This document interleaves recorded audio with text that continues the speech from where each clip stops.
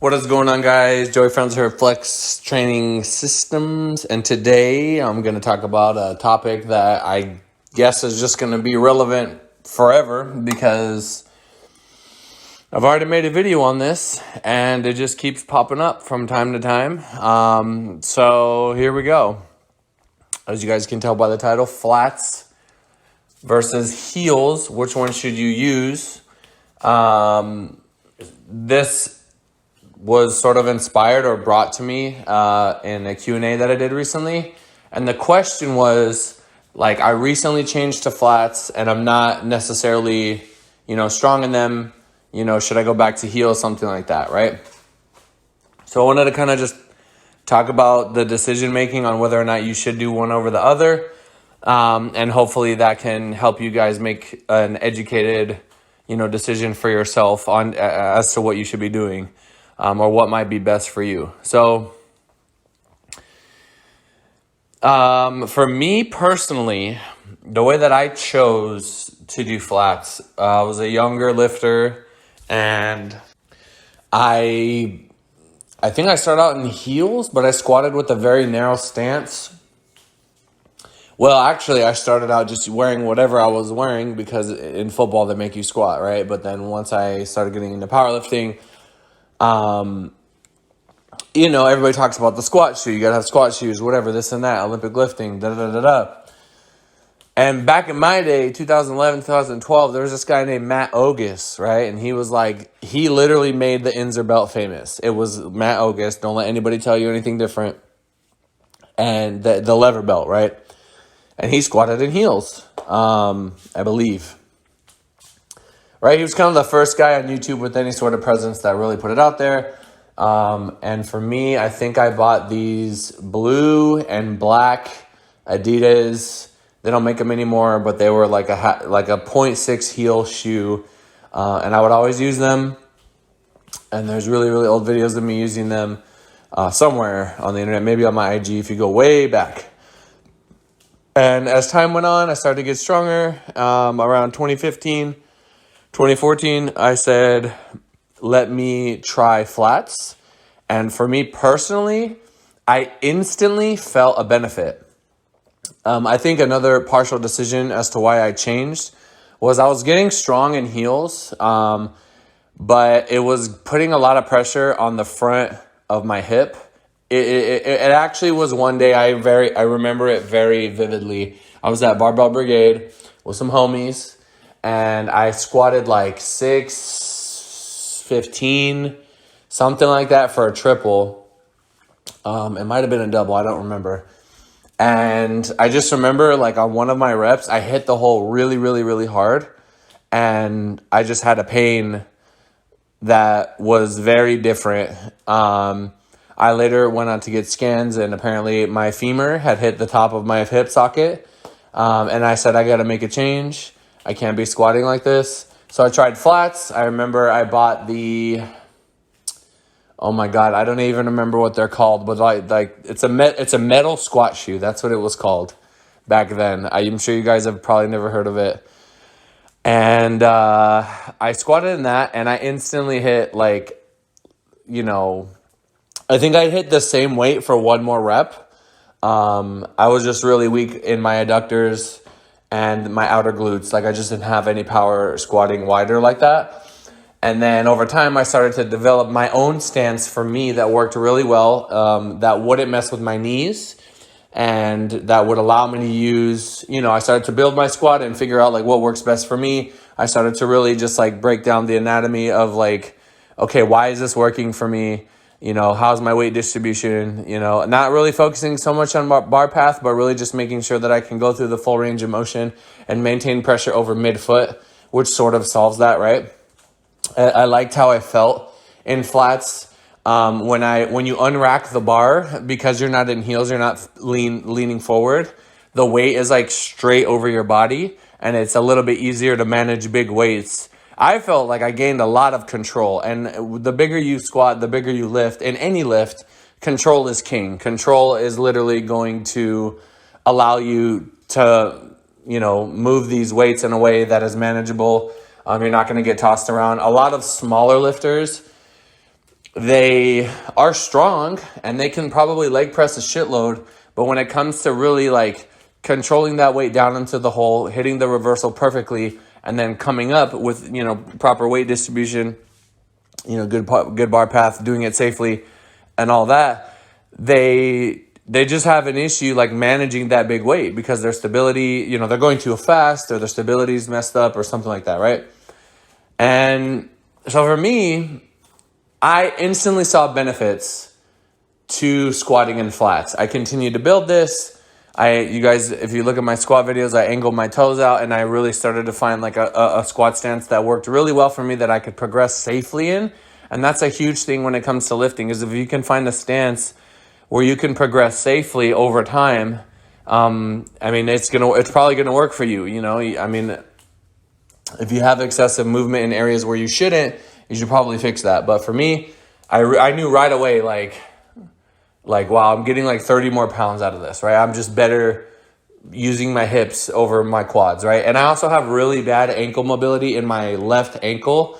And I believe that's because when I grew up playing basketball and I would always jump off my left leg for some reason, even though I'm right-handed. I guess that makes sense, right? You're going to shoot with your right hand. You're going to lay up with your right hand. You're going to jump off your left leg, right? So I'd always jump off that leg and land on that leg. And I rolled that ankle like a million times. Like so many times. And then later on in football, I really, really messed up the ankle. So I just got like a lot of scar tissue there and it just got super stiff. So I have issues with mobility on that ankle. So, and that's partly what led me to use flats. But then, me moving to, or let me back up. When you have bad ankle mobility, you're probably going to compensate somewhere else. You might be putting more stress on your knees. You're not going to properly allow your knees to kind of kick over your toes. You know what I mean? Something's going to be fucked up somewhere, right? It's like we're a complete chain, and if one of your joints is lacking mobility, you're probably going to see that manifest itself somewhere else. There's not really anything I could do about it at this point, right? It is what it is. It's been years and years and years and years and years. I've already tried working on it. It's very painful to try to free that ankle up. I've been grasping. I've done all kinds of things. It is what it is. But I made it work in flats, right, of all things. And part of the reason why I feel like I later had like back issues is because, my ankles, I was squatting too narrow, I think, for too long in flats. And what was happening is because I didn't have the ankle mobility to allow my knees to come forward in order to hit depth, my back would round a little bit. And, squatting over the years, that's going to cause problems. Not to mention I've been hurt in football many times, all kinds of fucking injuries, right? But I moved my stance out, I turned my feet out, and I was able to hit proper depth, get good mobility, do it safely, get really, really strong, squat 750 at the Arnold multiple times, whatever.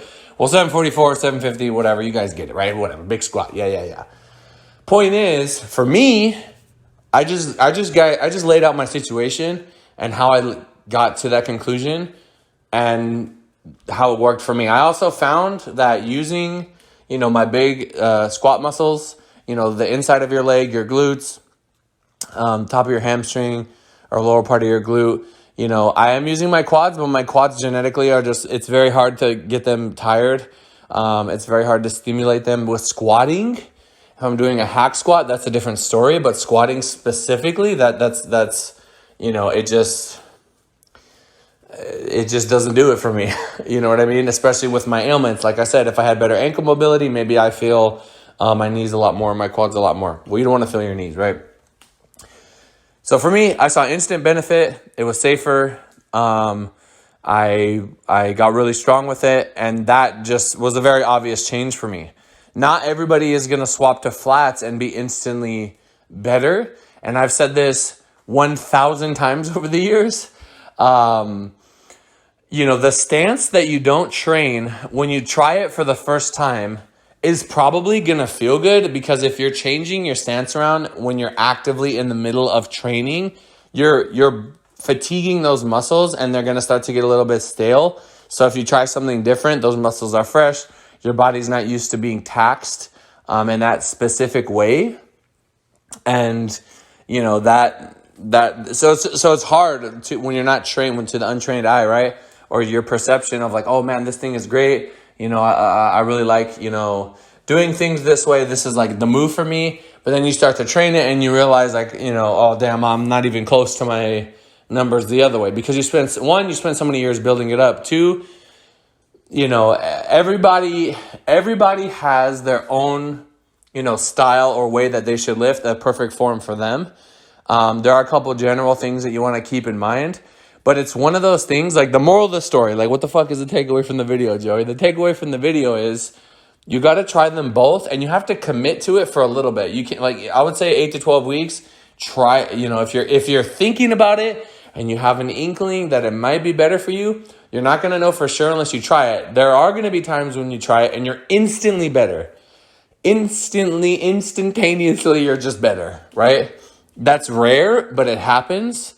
You know, and again, you got to try it out for yourself. Now, in my experience, most people, they actually don't need the heel. There's going to be a few people that have a lot of problems trying to hit competition depth without the heel. And in that situation, I mean, powerlifting is a very like, it's just a thing that we decided to do as humans, right? It's not like a natural movement to squat that deep with a shitload of weight on your back. And, you know, we all have genetic differences. I don't know if you guys have seen the MRIs of the femurs, the x-rays or the actual skeleton of human femurs. Some of them is like an L shape, and some of them is like 120 degree angles or some shit, right? It's like everybody's different. Everybody's built, you know, you have 90 degrees, you have 120 degree angle femur, whatever. I could be slightly off on that, but you guys get me. It's crazy. We're all built different. We all have our own advantages to training certain ways. Certain things feel better than others, and you know, you just got to find out what works best for you. So reasons to swap to flats. If you have excessive depth, you should probably swap to flats, right? You're going to have more stability. And again, I really like the idea of using the hips, and there's things that you can do with programming when you are in flats. In my opinion, for a lot of people, you got to treat it differently. You can't just go and do it the same. And everybody, you know, everybody's different. Some people can tolerate doing everything in flats, right? I'm thinking of a lifter right now. He's a smaller lifter. He could handle everything in flats. You could blast him all three days. Doesn't matter, right? He's good to go.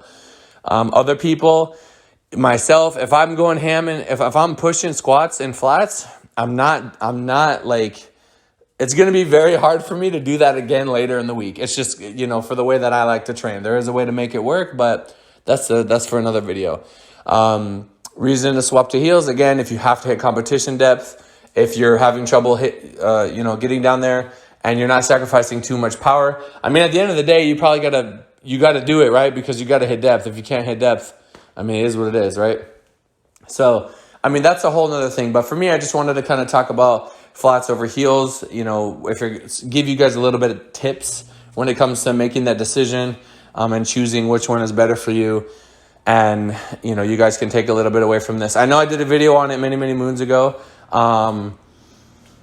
But, you know, I've just seen a shitload of success in flats. A lot of world record squatters have hit big squats in flats. Jesus Olivares, obviously. Russell Orhe, obviously. John Hack is a very good squatter. He squats his own way. He's an anomaly. He does a lot of things that I don't recommend people try because he's just different. You know, who else? Amanda's biggest squat, Amanda Lawrence, in a meet is actually in flats, believe it or not. But we're in heels for a reason, which, you know, I'll talk about another time. Who else? I know we got some more world records somewhere. It is escaping me at the moment. I know I have a lot of international, you know, junior records that are in flats. And there are heels too. Then there are people, like I said, I'm just giving you guys examples. I think most people start off with the flat. If you need the heel, go to the heel. You know, anything that's more natural, the less equipment, you want to start with less equipment, add more equipment over time, you know, and stuff like that. So anyway, guys, I just wanted to throw this quick video out there. If you guys have any questions, let me know in the comments down below. I'll try to get to them. I can always expand on this topic in the future if it's big enough. Anyway, thank you guys so much for listening to me. That is your lifting entertainment edutainment for the day. I'll see you later. Peace.